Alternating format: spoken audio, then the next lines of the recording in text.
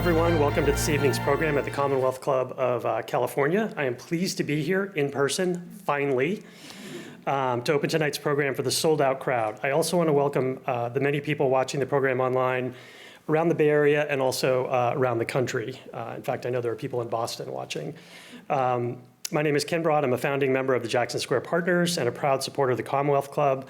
I'm particularly thrilled to be supporting tonight's program because although the topic is divisive, it is of paramount importance, and people who live here know that.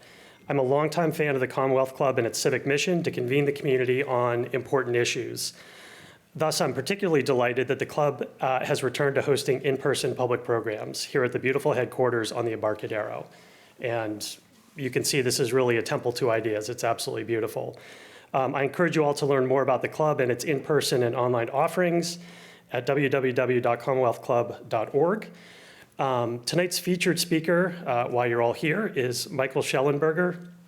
Michael's new book, San Francisco, Why Progressives Ruin Cities, has been an international sensation since it was published late last fall. The book and its arguments about crime and homeless policies have attracted international attention and rightly focused the eyes of the world on the moral tragedy unfolding daily in the streets of San Francisco. The dystopian streetscape that Michael describes is actually why my firm moved recently from the financial district to the Presidio, which is federal property. One of the most important concepts from the book that I'm hoping Michael will elaborate on is pathological altruism. This is well-intentioned behavior that actually harms the intended beneficiaries. Pathological altruism can be directly contrasted with what moral philosopher Peter Singer describes as effective altruism. San Francisco desperately needs to replace pathological altruism with more effective altruism. This is Michael's latest book. When he's not writing books, Michael is the founder and president of Environmental Progress, an organization based in nearby Berkeley with a mission of achieving nature and prosperity for all, with a particular focus on promoting nuclear energy. Michael will be in conversation with the moderator, Melissa Kane. Melissa has a long history in San Francisco, is an attorney, political analyst, and is one of the club's most popular moderators and guests. So with that, I am pleased to welcome Michael Shellenberger and Melissa Kane to the stage to discuss San Francisco. Thank you.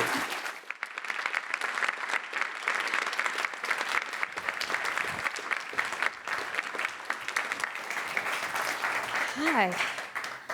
Hello, everyone. As you have heard repeatedly, this is Michael Shellenberger. This is the book we're going to be talking about. I have many questions, and I'm sure y'all do too. So don't hesitate to fill out those question cards, and we will ask them throughout the program. And with that, welcome, Michael Shellenberger. Thank you very much. It's a pleasure to be here. Thank you guys for coming. It's really wonderful to see so many familiar faces. I first want to start by thanking the Commonwealth Club and Ken Broad for bringing me here tonight. I consider it a real honor and a privilege to be here. I also am very delighted to have my wife, who I dedicated my book to, Helen Lee, is here with us. You may remember her from the acknowledgments page. And my son Joaquin, I'm happy to say, has also joined us. But most importantly, I really wanted to draw attention to the fact that many of the characters, the nonfiction, real-life characters from the book are here, and I just wanted to honor them for sharing their time and their stories with me, and I'm hoping that each of them would stand up and we can, and please join me in giving a round of applause. Tom, Vicky, I see you there. Would you please stand up?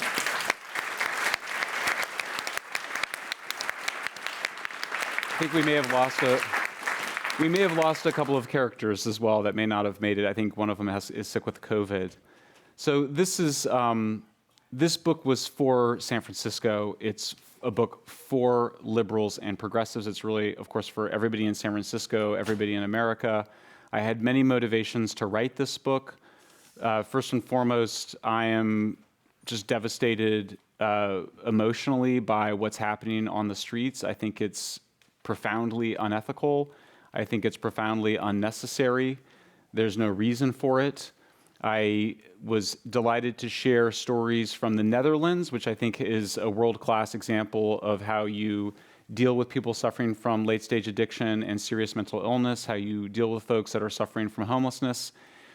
I also wanted to answer many questions that I had, which is how do people who care so much, there's no question about the amount of caring, allow for so much suffering to exist? And that question alone sparked a significant amount of upset just in asking it. But I am a strong believer in some of the principles of psychotherapy, which suggests that when you don't deal with difficult, painful issues, they have a way of ruining your life and ruining your society. And so the purpose of San Francisco, I feel, has already been achieved, which is just to spark a conversation. Obviously, I'm continuing, or maybe not obviously, I'm continuing to do investigative journalism on this, continuing to have an argument about it. But for me, just the fact that I can be here with all of you tonight, I think shows that we've already made a huge amount of progress. So thank you very much, everybody, for coming. I know many of you will be at the after party with us as well. And Melissa, thanks so much for agreeing to this interview. I'll be honest, Michael. When I saw the name and they asked me to do this, I was like, who does this man? I live here. I can say mean things about my city, but other people can't. But then I did some research and saw that you are also a Bay Area resident and someone with a long history in liberal and progressive causes. And I don't know if it should matter, but it does. It felt like you were, it was coming from inside the tent. And so can you talk a little bit about that perspective and how that has shaped the way you approach the issue and how people have responded? Sure. So let's see, I was raised by two very liberal parents, four liberal parents actually, from Colorado. My family, both sides, come from the Mennonite tradition, which is sort of an anti-government, pacifist, radical Christian tradition. I was a very liberal kid. I became very radical at a young age. I went to go help the Sandinistas in Nicaragua in 1988. I've done field work as a journalist. I've really been doing journalism for 33 years, since I was 17. Helped Lula, helped Hugo Chavez. That's something I have in common with our district attorney, or with your district attorney.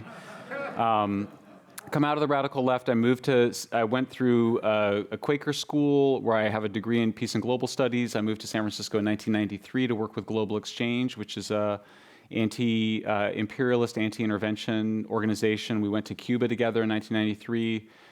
I put pressure on Nike for having sweatshops. I fought for criminal justice, and particularly to keep juveniles out of jails and prisons. I did work for George Soros' Open Society Institute in the late 1990s, which is something that I talk a little bit about in San Francisco. I'm best known, I really spent the last 20 years focused on the environment and climate change in particular, but this was something that I did do work on in the 90s, and so part of my motivation was, what went wrong. I thought we were advocating solutions to addiction and to the drug war, alternatives to the drug war that would work. And so when overdose deaths in the United States reached 70,000 in the year 2017, that was when I kind of came back to this and was like, something seems like it went wrong. And I knew about the opioid epidemic, but I also had remembered that in the year that I had stopped doing this in the year 2000, 17,000 people had died of drug overdoses. So the increase of death, and last year everyone may know that it was 100,000 deaths from drug overdoses and drug poisoning. So something clearly went horribly wrong, and I wanted to figure out what that was. And I think there's some questions about identity, I think, in what you're asking. I still consider myself a liberal. I don't consider myself a progressive. I did recently change my party affiliation from Democrat to independent. But I think if you read San Francisco, I think people that read it will see that it's basically a liberal book. It basically argues to do what every other civilized country what every civilized country in the world has done, since I exclude the United States from that category. And that includes Netherlands, Japan, Portugal. They all do basically the same thing, consistent with their cultures, but they're all taking care of their sick loved ones, their sick family members in ways that we are simply not doing. Well, one of the things about your book that some people like, some people have criticized, but you really can't deny the amount of statistics in it. And I felt like it was actually important because I know I can't be the only one who has had this conversation with your spouse or with somebody at a party where you go, am I just getting older or is it getting worse out there? So it's not always obvious, right? You walk down the street and things bother you today that didn't bother you yesterday. And it's like, I don't know, is it me? Am I just get off my lawn now? I don't know if it's that. But one of the important things about statistics that you bring in is that it shows it's not just us. We're not just getting older. It is actually getting worse in a lot of ways. So can you talk about your decision to really bolster your opinions on a lot of research?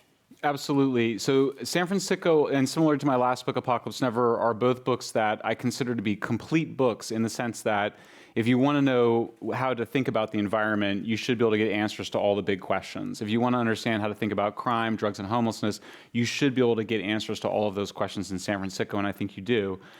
The basics of it, you're absolutely right. So homelessness increased in California. The number of people that are categorized as homeless increased by 30% over the last decade, even as it declined 18% in the rest of the United States.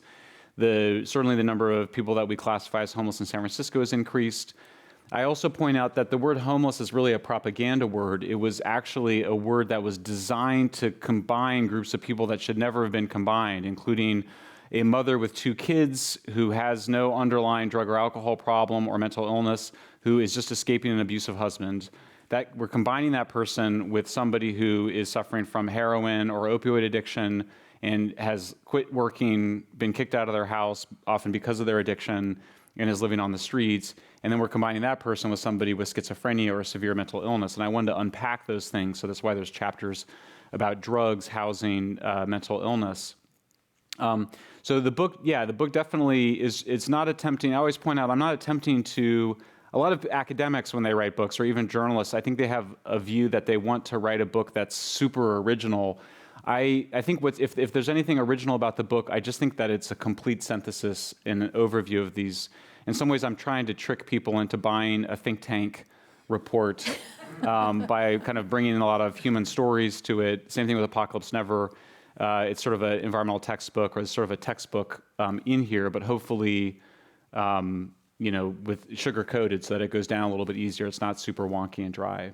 Well, you certainly do bring in individual stories, and I'm so excited that Tom and Vicky are here. Anyone who's read the book knows that you're both just remarkable, and your stories woven throughout the book really sort of, are what gives it color and sort of brings these concepts to life. So everyone introduce yourselves after this program, because they're really great. So you do weave in their stories as well. Now, one of the things you do talk about is how homelessness, at least to a large degree, is a substance abuse and mental illness problem. And one of the studies that you cite is about sort of a self-reported statistic, where people self-report very low numbers of substance abuse or mental illness causing their own homelessness. But you sort of say that's maybe not an entirely reliable statistic, that we should look beyond that for who the homeless people are by and large. For sure. So the first piece I wrote, I wrote a piece in 2019 for Forbes arguing that the governor ought to impose a state of emergency to be able to just build a lot of housing for the homeless. And I had a lot of people emailed me and they said, dude, this is not just about housing, it's about drugs and mental illness. And I was like, oh, right, of course I know that. But even I had been sort of caught in this framing, this cognitive framing, where the word homelessness makes you think it's fundamentally about housing. So then I went and did a second report, and I just interviewed folks that work on Skid Row, which is the area where there's a lot of unsheltered street addicts, people suffering mental illness in Los Angeles. And the first person I interviewed, I was like, how many people on the streets would you say are suffering mental illness or addiction? He said 100%. And I was like, 100%? That seems really extreme. And he's like, if you're like, you can't afford the rent, you don't come here. You don't come here and live in a tent on the street. So then I thought, well, maybe that guy's conservative. So I interviewed a very, I did. I thought he was conservative. That was Andy Bales, by the way. So then I went and interviewed, a much more progressive, harm reduction-oriented source named Susan Partovi, who I actually ended up doing field work with in Skid Row. And I called her up and I said, well, how many people do you think are suffering mental illness and addiction? She was like, it's 100%. Like, there's just nobody here that's not here for some other reason. So yes, you're right. I mean, look, if you go up to people that are like that are camping on a sidewalk, in the Tenderloin, and you're like, why are you here? I mean, first of all, it's shocking the large number of people that will acknowledge that it's because of some addiction. Now, I mean, the other issue is that people with mental illness often don't think that they have mental illness. That's one of the characteristics of people in psychotic states, or whether it's from schizophrenia or meth or other mental illness. So there's just a lot of people that won't represent that accurately. And then I think there's just not an interest in it because it's illegal. And so they don't want to be admitting to be doing illegal drugs as the reason for camping. I think the other issue is just that often people on the street are asking for money and they want something from the person that's interacting with them. So they don't want to give that reason because they know there's stigma against it. So I always point out, look, I have not been able to find a single person on the street who was not mentally ill or not suffering from addiction. Maybe that person exists. There's certainly people that live temporarily in their cars, but for the most part, people that can't afford the rent, they do what millions of other people do, which is they move out of state, they move in with friends and family, they find other means. And so I think it's a real disservice to the people who are living on the street because of their addiction and mental illness to suggest that they're there because they simply couldn't afford the rent. It may be that they couldn't afford the rent, but that overlooks the fact that they couldn't afford the rent because they had stopped working because of their addiction or been kicked out of their house and quote unquote disaffiliated from friends and family because their addiction had basically taken over their lives. Well, one of the other things that you point out, and it's something that I think people in the activist circles for a while have been able to say off the record, which is we focused maybe a little too much on housing first, and maybe we need to also engage in some shelter building and really just sort of triage, for lack of a better word, as opposed to looking to build everybody an apartment, because that's going to take a long time and got a lot of other difficulties attached to it. So can you talk about that and what the response has been? Yeah, I mean, look, one of the things I'm most proud of in this book is that so it was interesting because this book was all entirely reported during COVID. So the interviews were almost entirely over Zoom. And Zoom is such an interesting way to do interviews because, first of all, it has a lot of intimacy because you're just face to face with somebody. It's recording at the same time. And the best thing, everybody that does interviews knows that once you're at 90 minutes into an interview, people forget that they're interviewing and they've lost all inhibition and they'll just tell you anything. They'll tell you the truth. And that you have to spend a lot of time to get there. And so, yeah, I mean, in this book, you'll see the main radical left advocates for housing, the defenders of homelessness will say on the record that this is being driven by addiction and mental illness. I have the national homelessness advocates who are saying that if you just do what San Francisco has been doing, you should expect to attract more people suffering from addiction and mental illness and to live on the streets. I found very progressive, long-standing homelessness provider in Berkeley, Bunachima, who says, yeah, the original wave of homelessness in the 80s was because of the crack epidemic, which was something that I had not pieced together before doing this book. So this is a book that, much more than Apocalypse Never, which had a lot of personal stories in it, this is a book where I really wanted to foreground the people in this space. And I know you're going to ask about it, so I'm just going to go ahead and preempt the question. The New York Times claimed that I didn't interview any homeless people, which is just the most outstanding lie. I mean, it's an incredible audacious lie, having interviewed hundreds of homeless people for the purposes of this book. What I did do is showed respect for the ethnographers who literally lived with people on the streets for years. I'm a PhD anthropology dropout. I quit grad school. But I respect anthropologists. I respect the people that live with people on the street. And so San Francisco relies heavily on the ethnographies that were done, and some of the best ethnographies of homeless people in general, but certainly homeless addicts, are done in the San Francisco Bay Area. There's 3 major ethnographies. So I did end up quoting a lot of other people's work. But for me, that was just a way of showing respect for the people that had lived in encampments for years at a time. I had not done that. I certainly interviewed a lot of homeless folks, but I wanted to pay respect and really foreground the folks, including the folks that I really disagree with in terms of their policy agendas, who had done that work of really getting into the lives of the people that live on the street. So did you interview homeless people over Zoom? How did you do that? No, of course not. No. I would go to the Tenderloin. I went to Tenderloin, Skid Row, the Blade. We also happen to have a lot of homeless folks living in Berkeley near my office, which is People's Park. The correct word, that we say homeless encampments, but one of the first things I discovered in my research was that the Europeans called them open drug scenes. And there's a paper called Open Drug Scenes, Cases from 5 European Cities, and it looks at Amsterdam, Frankfurt, Lisbon, Vienna, and Zurich.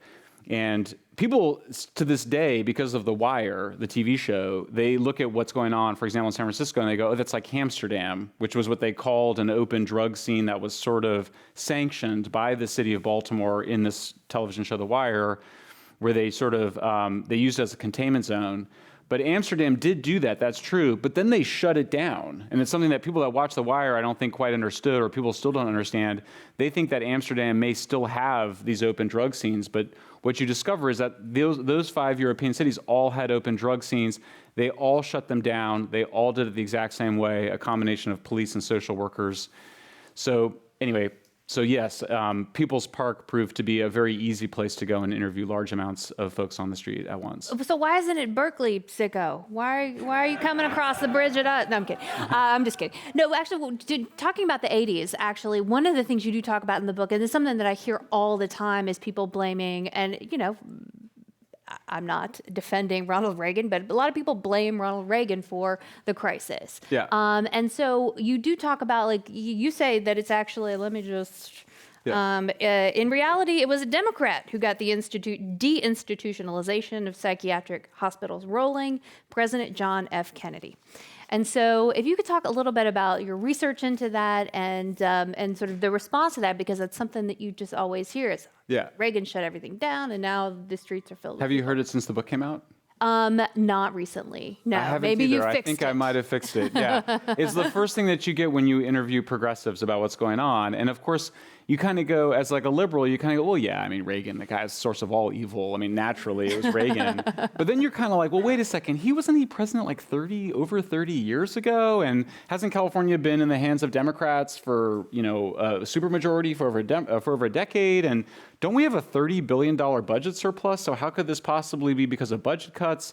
So of course it's not true, and it's not a defense of Reagan, by the way, who I think deserves some amount of responsibility, both when he was governor in the late 60s and early 70s, and then also when he was president in the 80s. But I mean, I think what's so striking, so there's two things that people blame Reagan for. They blame him for emptying the mental hospitals, and they blame him for cutting the housing budget, the federal housing budget. The story of the closure of America's psychiatric hospitals is pretty well known, but basically we go through the Great Depression. I think the first thing to say about it is that people with schizophrenia and mental illness are the most difficult folks in our society to deal with. My aunt had schizophrenia. These are very difficult people. Before we put folks with mental illness in hospitals in the 19th century, they were many times being chained up in their basements, chained up in barns, killed. Bad things happened to folks before they went to hospitals. The hospitals were this big progressive achievement in the 19th century. You get through the Great Depression, you get through World War II, the funding was cut, there were staffing shortages.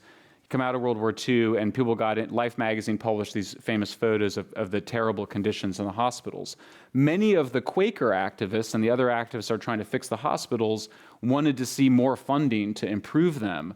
But there was two things going on. There was some sense in which it would be better to treat mentally ill people in residential care, which is still the case and still something I support. And there was also some idea that you didn't need to require treatment from folks. So those two things combined, it was JFK who signed the legislation that basically resulted in accelerated deinstitutionalization. Reagan certainly had a hand in it, but he wasn't driving it by any means. It was really coming from progressives to shut down the hospitals and then to prohibit the mandatory nature of it, which remains today. So ACLU continues to be the main group that is preventing the mandatory treatment of folks with mental illness. And then the other issue is just the budget cuts. We went and pulled the original hard work by my staff. They deserve huge credit. Went and pulled the original budget funding for housing. And Reagan, it did slightly go down, but it basically was flat when Reagan was president, so he doesn't deserve the blame. You could blame him for not increasing it, but it's not the case that Reagan then cut the budget for housing. And actually, there's a question here that kind of goes to this. How has this book been received by people in a position to do something, because these are the people who say it's Reagan, to do something about the homeless problem in San Francisco? Have you talked to elected officials or other public officials who might be able to maybe move toward more shelters and away from housing first, or do some of the other things that you advocate? Yes. So, well, of course, everybody knows about the book. I interviewed several folks on the Board of Supervisors. I know that several members of the Board of Supervisors have read the book. I had one member of the Board of Supervisors attack the book naturally without having read it. And we had a little bit of an exchange on Twitter about it. You know, I'm in a very funny place right now because I defended Mayor London Breed 2 weeks ago. I supported and I think helped to create the conditions for her announcing a crackdown on open drug dealing and open drug use in mid-December, I think December 15th. I was very happy about it. I was on Twitter just 2 weeks ago telling folks that are much more cynical about the situation that they should be supportive of the things that she'd been doing. But then late last week, I got a phone call from a friend who said that the Linkage Center, which was supposed to be linking people suffering addiction to rehab, was also offering a supervised drug site on the same place. And so Leighton Woodhouse, another journalist here, and I went in. Didn't misrepresent ourselves at all. We just said we would like a tour. Indeed, we saw that there was supervised fentanyl, smoking, and other drug use going on in that facility. I was very annoyed by that, both because it's true that there is some amount of supervised drug consumption in Amsterdam, much more limited and in a larger context of getting addicts into the kind of recovery and treatment they need. And then we went back, two journalists went back on Saturday, I believe, and then they viewed and made video of drug dealing going on in this city-run supervised drug use site. I just published that yesterday. I find that disturbing. It would be easier for a 16-year-old to go and buy fentanyl in a city-run site right now than it is to go and get into a bar or a liquor store and buy alcohol. I don't know, that doesn't make any sense to me. That's not what's going on in Amsterdam. I was disappointed by that. I think that if the city really thought that was a good idea, then they would have been transparent that they were doing. They still, as far as I haven't read the Chronicle, I don't know if the Chronicle's even covered it yet. I have not seen the city even acknowledging that that's what's going on. So I am annoyed right now with the mayor, and they have not responded to my repeated request for information. So we're in a very dynamic situation right now. Was the drug dealing sort of out in the open? I mean, what aside from the fact that it was in the center, was it, condoned in any specific way beyond just sort of? So we have 30 minutes of video that was shot by a very brave journalist named Jenny Shao. I don't know if Jenny's here, but I hope she is. Yeah, there she is. She's embarrassed. But Jenny Shao, who got a co-byline with me on the piece that we published yesterday, shot extraordinary video, and including of the drug dealer who sold the fentanyl and also of the people who then went and smoked it. City contractors, including Paul Harkin of Glide Memorial and Gary McCoy of Health Right 360. I think it's important to actually explain who these people are.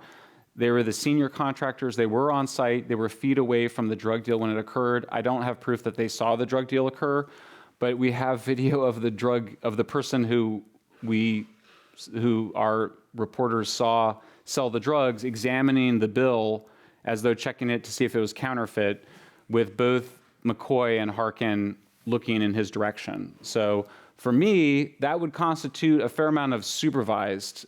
So we are now fully beyond supervised drug use, and we're into supervised drug dealing. And my concern is that as this gets normalized, at some point somebody's gonna be like, well, why don't we just provide free fentanyl to people who say that they need it? I mean, that seems like where this is going, and it seems to me that we need to have a conversation about whether we think that's really the right way to do this, because it's never been done before. It's not what Amsterdam does, certainly not what Lisbon and Portugal does. Were the police around? Sorry. The police were not around. The police, I believe, are, we saw no police. There is security, but this is a safe place, supposedly, for people to use drugs, used fentanyl, also meth we have video of people smoking meth in there.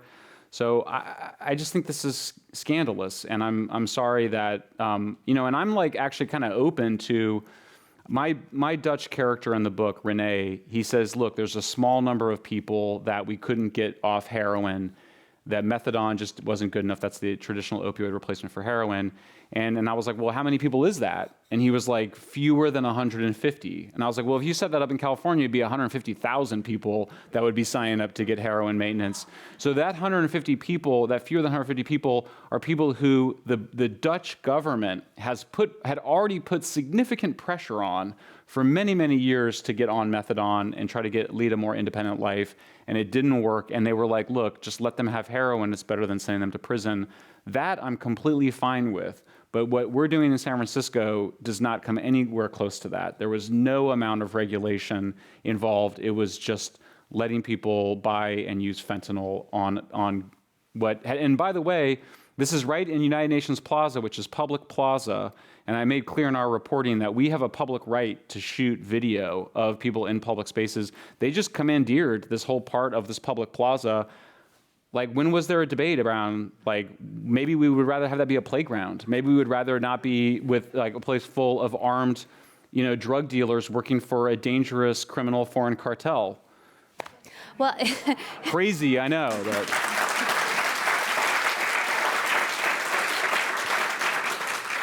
Well, and you do make the point, in sort of dispelling some of the things that you hear about why people are in San Francisco. Some people say it's the weather. You talk about that. And then some people say it's because of the services. But you argue that it's not our services that draw people here. It's actually drugs.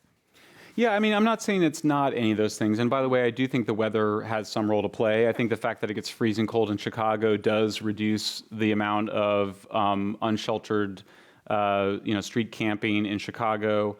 But I point out that homelessness declined in other warm cities, including Miami, over the last decade. So warm weather is obviously not sufficient. You do get a lot of people that say that they come here for the cash welfare, the free housing, the services. But yeah, I mean, ultimately where I came down was you have the amount of public camping that you allow.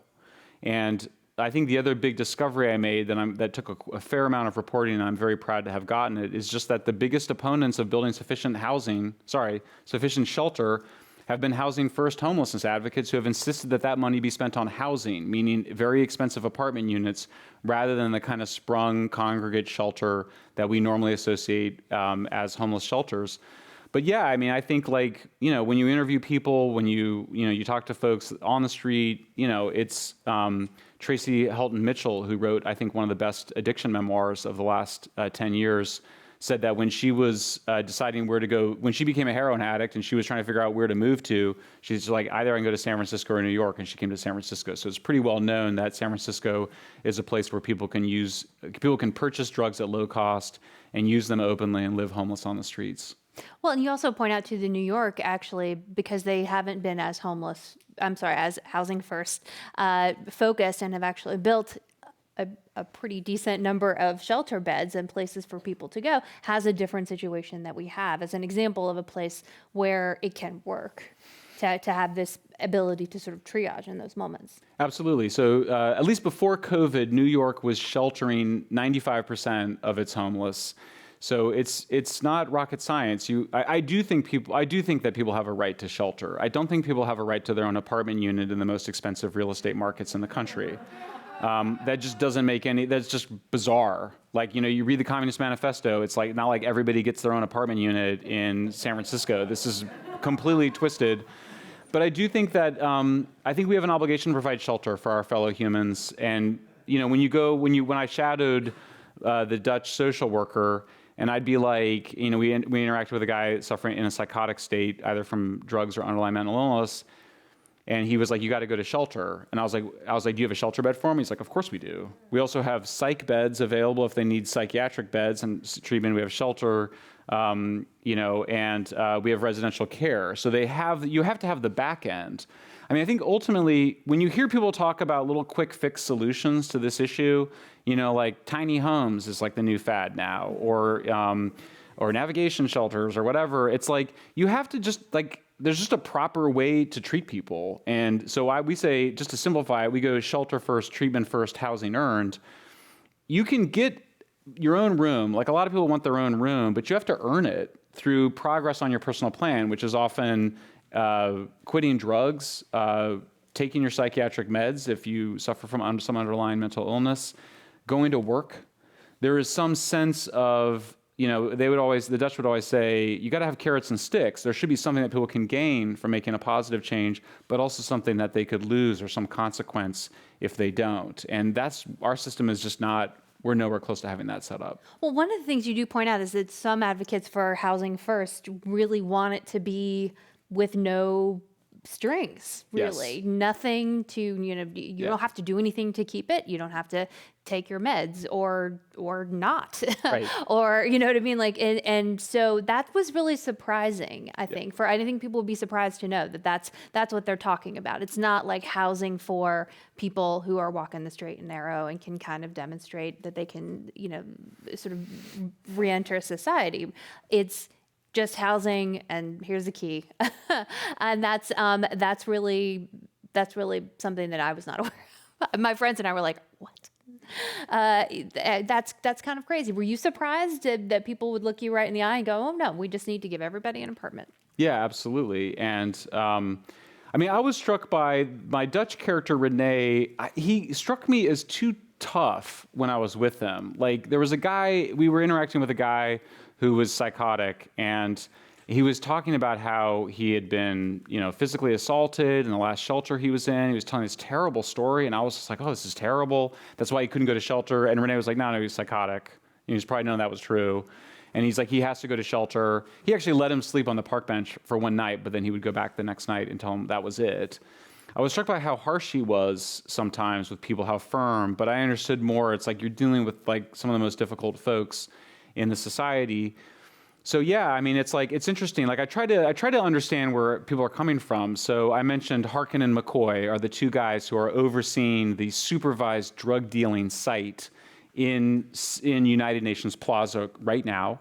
What's going through their minds? They have in their minds the idea that it would be immoral and unsuccessful to require anything of anybody. Like, so there's this idea, you hear it all the time. People go, you can't make people, decide. You can't make people go clean. You can't make people quit drugs. People have to decide for themselves. I agree with that, but that doesn't mean that you should then be giving them everything without conditions. You can then sort of be like, yeah, you can have an apartment if you pass your drug test.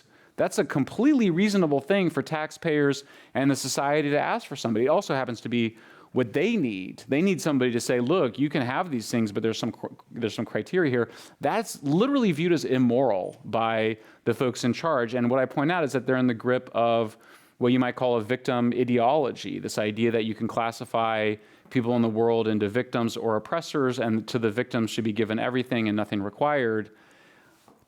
That's not how anybody else does it. It's a peculiar ideology in my view, but it's a deeply political ideology and I think it's at bottom, and it helps to explain how we have such a terrible situation right now on the streets. Well, on that note, can you talk a little bit about the, what did you call the pathological altruism that you talk about in the book, and sort of this idea that you're trying to be nice to people, maybe. I don't think anyone questions the motivations of a lot of these folks, but that it's actually not helpful.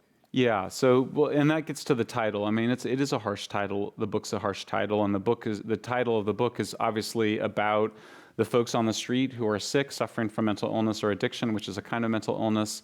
But I do think that there's a kind of, I think there's something pathological about only wanting to supposedly help people, or imagining that helping people means not asking for anything, not requiring anything, including not requiring that they follow the law. So, folks living on the street, they're breaking multiple laws every day. They're violating laws against public camping, violating laws against public drug use, violating laws against public defecation. Normally, we would enforce laws equally. That's the way our system is supposed to work, equal justice under the law. We don't decide not to enforce laws against folks because we've decided that they're victims in some way, either by identity or experience. That's not something that is consistent with our Enlightenment system of governance. So the idea that you would do that, I think, is actually quite sick. I think it has sick outcomes. At the same time, I don't deny that they care. It's like, but the Beatles were wrong. Love is not all you need. There needs to be some discipline. That's the next book. Love is not all you need. The sequel to San Francisco. It's in there. There is a good question here. You said that you switched your party affiliation from Democrat to independent. Yeah. What was the chief reason for doing so? And if you still consider yourself liberal, maybe like traditional liberal, would you ever switch back or consider being a Republican? Yeah. Well, this issue of these identity questions are coming up so much. I mean, in some ways, they're like some of the biggest questions that came up. So after I finished the manuscript for San Francisco, I went and changed my party affiliation because I was like, I can't be in this party anymore. It's just too far gone. No regrets about that. I also wrote an essay called Why I'm Not a Progressive. So then the question, and people just say I'm a conservative, so that was that's the way that people basically, that's the strategy to dismiss this book. Michael's a conservative. And it's interesting, no one's actually provided any evidence of what that means. What would it mean to be a conservative? If I were to make the argument for my opponents about how I'm a conservative, I guess you would say, I don't think that it's a good idea to tear down institutions that we have, however flawed they might be, before constructing new institutions in their place. So the work I was doing before this, and I still do, is I often defend nuclear power plants. I think that we should not shut down nuclear power plants, because when we do, air pollution goes up, electricity prices go up, electricity reliability goes down. It's a bad idea. But I would see the panic and this really panic is the right word, the haste with which progressives wanted to shut down nuclear power plants really since the 60s, with a similar panic to shut down the psychiatric hospitals. Yeah, the psychiatric hospitals, they weren't great. They needed to be fixed, but just removing everybody from them. I mean, I was sort of I thought there would have been some exaggeration on it, but they were literally putting people on the street. They were taking them out of hospitals and putting them on the street because they just decided these hospitals were so terrible. I see that same thing behind defunding the police. We've got to just shut down the police station. I mean, Vicky Beach here, who's here from Seattle, was there when the Seattle city government decided to shut down an entire police precinct building in the Capitol Hill neighborhood and turn over a several block area to out-of-town anarchists with no accountability. What's going on there? It's a kind of moral panic. So if that makes me a conservative, fine. Fine. I guess the reason I would sort of use the word liberal is I do believe in this thing we call the Enlightenment tradition. I think there's problems with it, it's imperfect, but it's kind of the best we've got. And it's basically just, equal justice under law. There are institutions that civilization depends on, including policing, including psychiatric care. I would now add rehab to that. Functioning electrical grids, where you're providing cheap and reliable electricity, that's necessary for civilization. When you don't have it, as Texas proved last year, people die. So my concern, so I kind of go, we're in this ironic position because I think in many ways, in many situations, it's conservatives who are defending these, what I would consider liberal institutions. I think the traditional conservative view has been that family has to be the bedrock of a functioning system. I love my family, and it's really the most important thing to me, and I think it's really important for a functioning society. But I do think the difference is that a liberal would sort of say families are wonderful and we should have them. Not everybody has them or has them functioning, and so that's why you have functioning liberal institutions, including public schooling, policing, psychiatry, electricity, and all the rest. Well, we do talk about policing in the book as well. And we do have a question here asking you to really sort of expand on the connection between homelessness policy and anti-crime policies. Sure. We are also in the midst of a massive national debate around crime and policing. We just today, Jen Psaki, the White House press secretary, came out and very strongly said that President Biden supports an increase in funding for the police. So we are a really long way from 18 months ago when Mayor Breed of San Francisco, but many other mayors called for defunding the police. As soon as they did so, the police were being demoralized. They were, police are human beings. I don't think a lot of progressives really are understanding that. There's been a lot of dehumanization of the police. There's obviously some terrible police, and just like there's terrible people in any institution, we should have consequences for them. They should be moved out. But it turns out that policing is really important. And I think for this book, one thing that I was so struck by is that, in fact, the evidence that policing prevents crime is very strong. Good policing prevents homicides. And I say that very strongly because there have been progressives, including there was a man on 60 Minutes a month or so ago who just said outright that police don't prevent crime. That's absolutely absurd. Police do prevent crime, and that we now know there's now a bunch of evidence that when police, for a variety of reasons, pull back from policing, it increases homicides, it increases crime. That simply having police present reduces crime without arresting anybody. The other thing, in terms of shutting down open-air drug markets, this always shocks people. You can shut down open-air drug markets, like the one that exists currently in United Nations Plaza, without putting anybody in prison. You might even be able to do it without arresting anybody. That sounds totally shocking, but we have these cases where the police gather huge amounts of evidence on the drug dealers. They then go to the drug dealers and they're like, look, we've got like a 3-ring binder of a case against you and we're going to send you to prison. Or you can stop dealing drugs outside in this area and you violate it one time and you're going to go to prison. Worked really well in High Point, North Carolina. So I think, or sometimes I go on Twitter and I'll be like, well, in Portugal, they arrest people that use drugs publicly. I proved it because I had the head of the Portuguese drug program on a Zoom interview and I put the clip on Twitter. And people are like, it's not true. They don't put people in prison for their addiction. And I'm like, do you think, I think there's a lot of people that actually think arrests are the same as going to prison. Arrest comes, of course, from the French word to stop somebody, to halt them from doing it. You don't have to even take them to the jail. So I think there's just a lot of policing functions that people have not appreciated, at least not as much until recently, and a fair amount of gaslighting about what really occurred. But I guess what I would say is, what the Dutch, when you interview the Dutch about their system, they talk about the police getting softer and playing more roles in terms of dealing with people with mental illness or addiction, and then the social workers becoming a little bit more like the police. And I think that's the right way to be headed here, that there's collaboration, but also the police need to become more emotionally intelligent, more sophisticated. More needs to be asked of them, but also we need social workers to bring some of that toughness.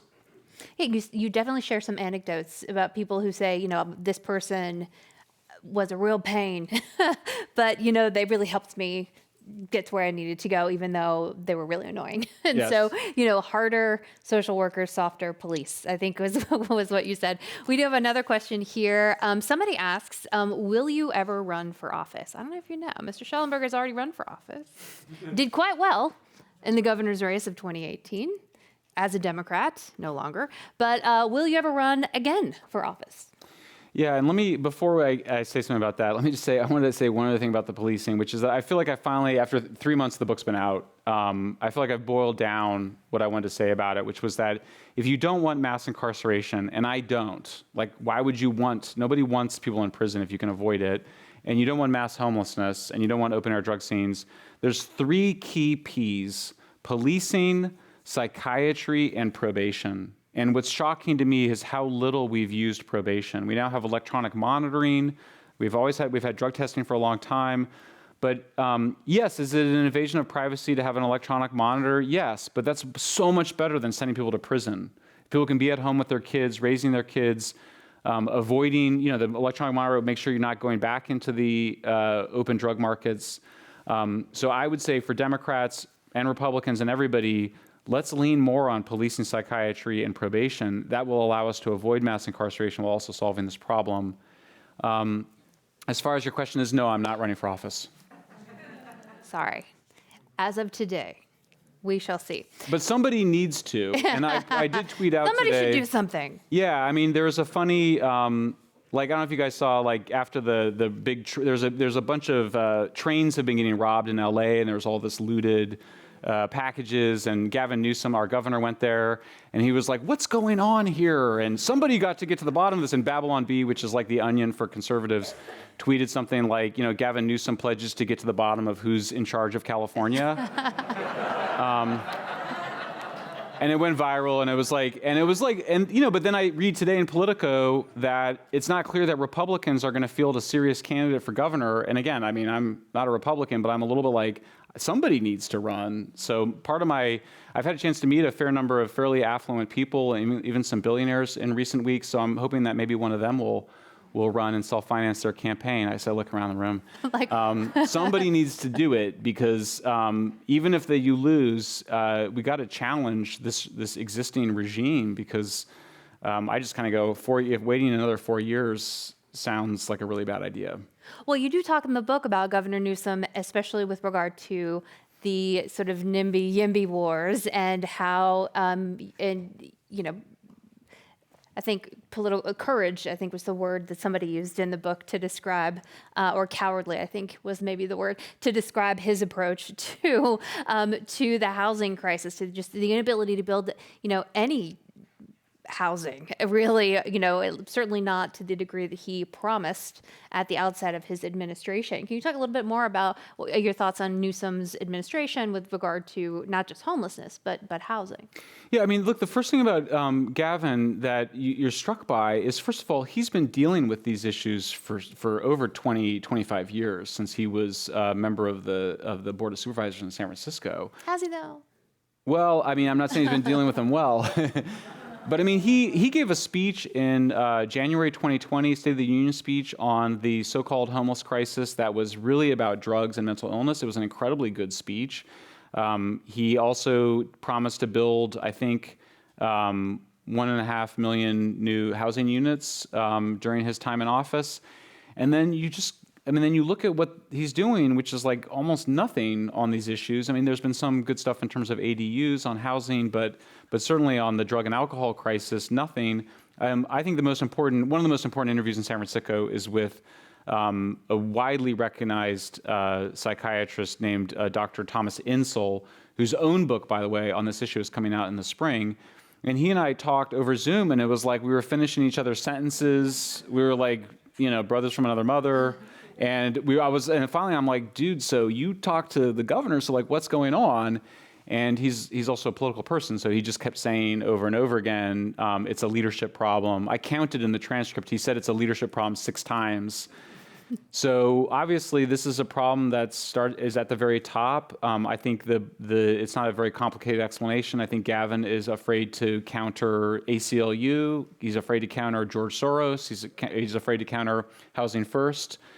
I mean, there is the centerpiece of this book, one of the centerpieces of the agenda is universal psychiatry, which most progressives, I think almost all progressives would support. If you support single-payer universal healthcare, you should support universal psychiatry. We called it Cal Psych. And I find that with my most progressive friends, when they ask me what I want to do, I say, we want to get people the treatment they need. We want Cal Psych. It's perfect for Gavin to pick up and run on. If he won't do it, then I hope a Republican or an independent will. I do want to talk about Cal Psych, because that's a big part of the sort of answer here. But has that been a bit of a difficult sell? I mean, we're coming off of the EDD sending out billions of dollars. We're not exactly running things stellar right. out of Sacramento. Is the answer? How's that flying? The answer right. being like a big sort of lumbering state agency. Right. So I'm calling for Cal Psych, which is basically arguing for a single new state agency to do what I think the counties can't. And part of the reason is that the street addict population is highly transient. They move around a lot, and also sometimes the facilities where people need to be, whether it's shelters or residential care, or psychiatric hospitals. They don't need to all be in downtown San Francisco. There's just not that much room, or Venice Beach. They should do their part, but often where the large open drug scenes aren't exactly where the institutions need to be. So a statewide system would allow people to be where they should be. The other thing is, we know about overcoming addiction. It's really hard to quit doing heroin when everyone around you is using heroin. It's a triggering response. One of the most famous studies is American soldiers who were addicted to heroin in Vietnam. When they came back to the United States, most of them were able to quit without much problems, in part because they just weren't around it. So, you know, for some people are going to require more care, like people with schizophrenia, it'll be a lot more difficult. But for the average 20-something dude who is addicted to fentanyl, like the guys that we saw in the supervised drug dealing site in San Francisco, those guys, they need like 3 to 6 months in an organic farm where they can have woodworking classes and take computer programming to quit their addictions, go through recovery, reaffiliate with family and friends, get a job, and become independent. That's what those guys need. But they don't need that. Thank you. They don't need that and should not be getting that in the Tenderloin.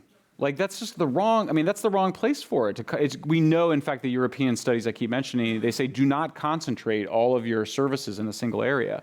So what that allows is you can kind of go, especially one of the best times to get people into recovery is right after they overdose.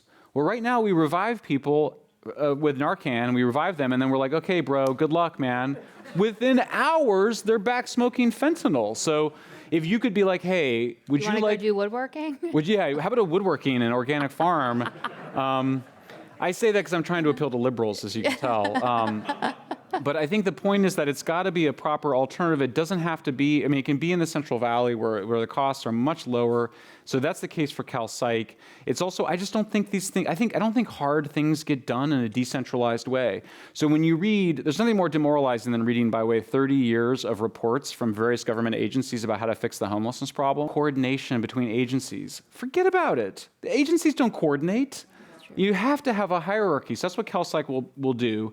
Its CEO will report directly to the governor, best in class. That person should be from wherever in the world. That is the best person. 6 regional directors, assertive caseworkers who report to the regional directors. They have access to all of these treatment facilities, psych beds, shelters. They've got then mobile teams on the ground getting people the care they need. Look, in 40 years, will Cal Psych have become a fairly bureaucratic and cumbersome organization? Probably, and it will probably need to be dismantled and replaced by something else. But for now, there's no reason it couldn't form as a skunk works, meaning the classic skunk works model is that Lockheed Martin was so dysfunctional that they created a whole new organization on a separate campus to build, I think it was the F-16, or someone may know, to build a whole new jet plane. They had to move the employees to a different institution. That's what I'm saying, is that you can't get Health Right 360 and Glide Memorial to do this. This has to be done by somebody in a different hierarchical structure with a mandate to actually solve the problem. Right now, the incentives are totally messed up. People are paid to treat people. They're not paid to get people into recovery. They're not paid to get people into independence. So Cal Psych would have a mandate to do that. I think it's exactly what we need in California. There's no reason that California not only couldn't be as good as Amsterdam and Lisbon, but even better. We should be best in class. This is the greatest country. This is the greatest state and the greatest country in the world. Look, we have a $30 billion surplus. We have plenty of resources.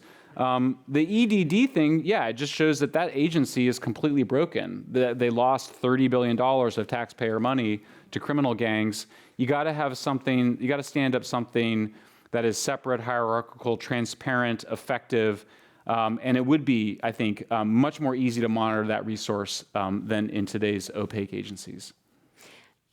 Why hasn't the housing cost in San Francisco gone down? Like, if it's so bad out there, and no one's saying it's not, because we've all walked past it, but why does Zillow tell me that even what was the very famous, it's not famous, but so it was in the news recently, like the worst house on the best block, it was just shack for $2 million. Like, why isn't what's happening there translating into property prices? Because it seems to me that's where the political will comes. If people see the value of their homes decreasing, then you will have the candlelight vigil on City Hall going, Yep. wait a damn minute. So why hasn't that happened yet? Because people still believe in San Francisco. Dang it. Well, hopefully we'll have cured him of that. People, I mean, the same in Berkeley. I mean, people still believe that we're going to fix it. I mean, and which makes me happy actually, because I think that one of our problems is cynicism, and that people don't think. I just got back from Miami, which was actually as great as people said, and everybody there is like, nah, we left California, and I was kind of like, well, yeah, you guys gave up. And so we're going to be back here fighting for our city and state. I mean, I think that it is a problem. You're right. I mean, you hear the policymakers sometimes say it. They'll be like, hey, where else are you going to go?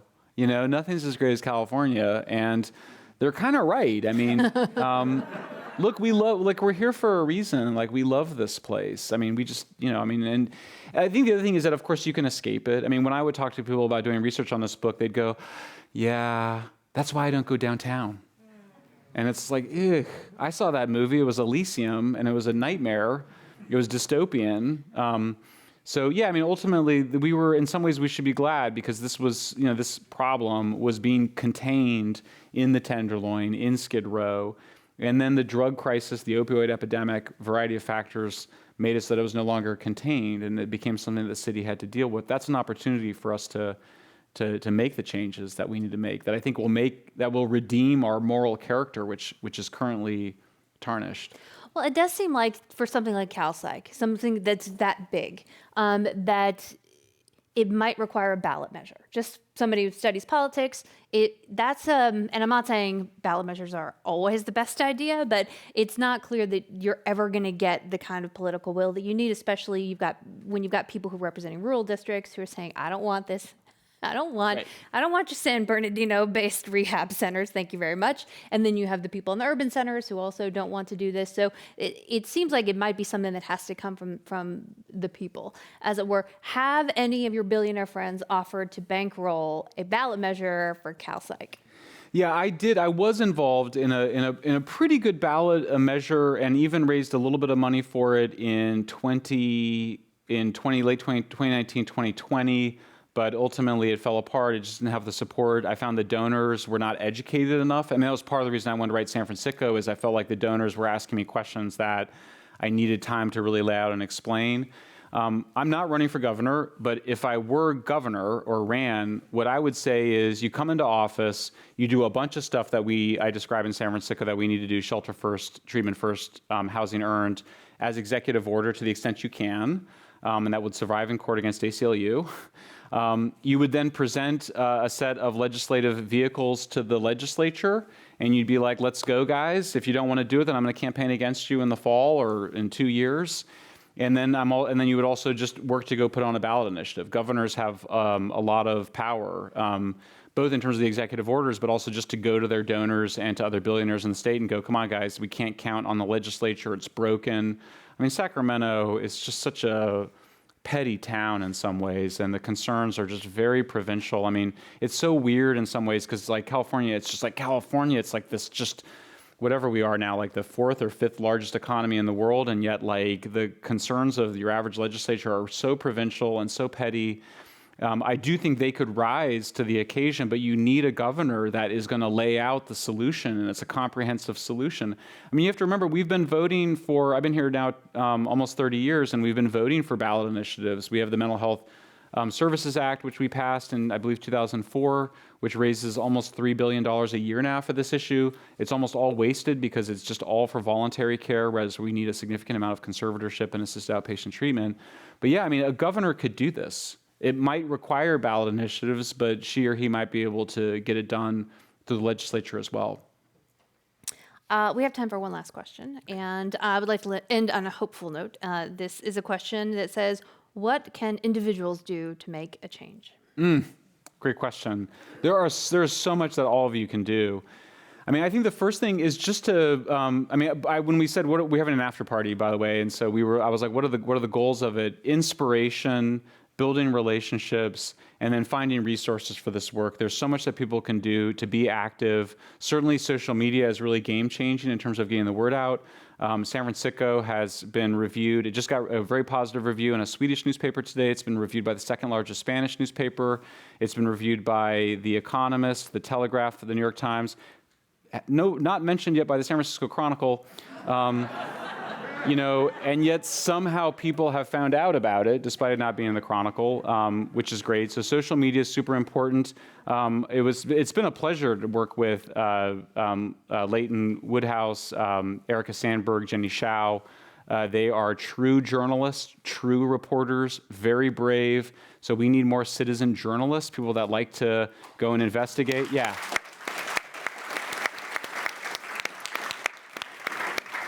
I mean, I didn't want to go cover that story about a supervised drug dealing and drug side. I had just got done praising Mayor Breed, and I'm being accused right now of being, people are like, you're giving me whiplash. You said nice things about Mayor Breed, and now you're saying mean things, and it's kind of like, I'm not the inconsistent one. But we need reporters to do reporting. We need journalists, we need citizen journalists to be out there doing this reporting, and that's what social media has opened up. We certainly need people to give money. I haven't plugged it yet, but we do have a coalition called the California Peace Coalition, which we want to replicate to other states, but it consists of recovering homeless addicts. It consists of parents whose kids are homeless addicts on the street, and it consists of parents whose kids have been killed by fentanyl, and then other community leaders. So we need people to donate to California Peace Coalition. We need people to get involved and build this movement, because ultimately that's what's going to save the state. Well, thank you so much. For anyone whose questions we didn't get to, the answers are in here, I promise, all of them. We want to thank Michael Shellenberger for joining us today and discussing this book, San Francisco, Why Progressives Ruin Cities. We also want to thank our audience here and, of course, watching and participating live. Thanks again for tonight's program supporter, Ken and Jacqueline Broad Family Fund, for making the books available for everyone here in person. And if you'd like to watch more programs or support the Commonwealth Club's efforts in making both in-person and virtual programming possible, please visit commonwealthclub.org/events. I'm Melissa Kane. Thank you for being here. Stay safe and healthy. Thanks again to Michael Schellenberger. Thanks, everybody.